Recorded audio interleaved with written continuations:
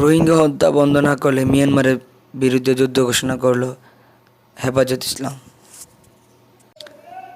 মিয়ানমারের রোহিঙ্গা মুসলমানদের হত্যা ও নির্যাতন বন্ধ না করলে টেকনাফ অভিমুখ লং মার্চ করবে হেফাজত ইসলাম।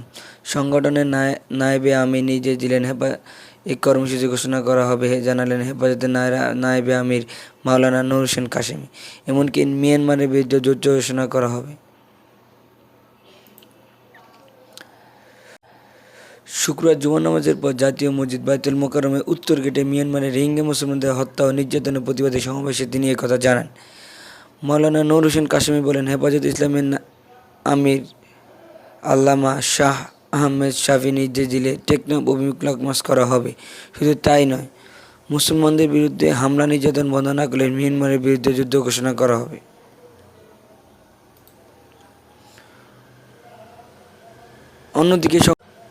অন্যদিকে সংগঠনের নায়েবে আমির মুফতি ওয়াক্কাস বলেন, মিয়ানমারের মুসলমানরা সে দেশে বেশি আসেনি, সেটি রোহিঙ্গাদের বাসস্থান।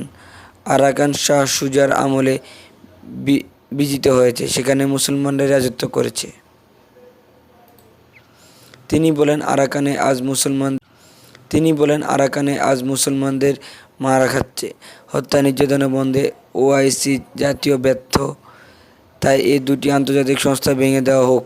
মুসলমানদের জন্য আলাদা মুসলিম জাতিসংঘ গঠন করার দাবি জানান তিনি। ঢাকা মহানগরের সেক্রেটারি আবুল হাসনাত বলেন, মুসলমান হিসেবে আমাদের দায়িত্ব মিয়ানমারের নির্যাতন রোহিঙ্গা মুসলমানদের আশ্রয় দেওয়া।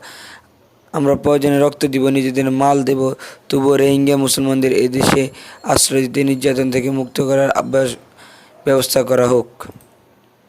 সমাবেশ শেষে মিছিলে রোহিঙ্গা মুসলমানদের রক্ষার স্লোগান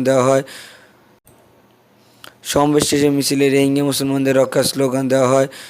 সর্বশেষ দাহ করা হয় মিয়ানমারের নেত্রী অং সান সুচির কুশপুত্তলিকা।